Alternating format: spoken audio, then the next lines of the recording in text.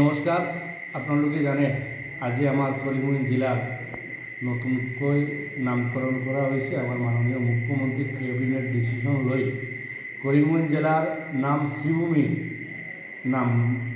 নামকরণ করে আছে। আপনালোকে জানে আমার এই কবিগুরু রবীন্দ্রনাথ ঠাকুর এই করিমগঞ্জ জেলার নাম শ্রীভূমি নামকরণ করিয়াছিলে।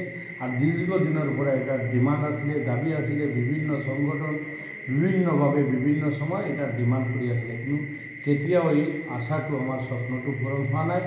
আর আজির দিনত আমার মাননীয় মুখ্যমন্ত্রী ডক্টর হেমন্ত বিশ্ব শর্মার হাত দিয়ে এই নামকরণটো হওয়ার কারণে আমাদের স্বপ্নটো পূরণ হয়েছে।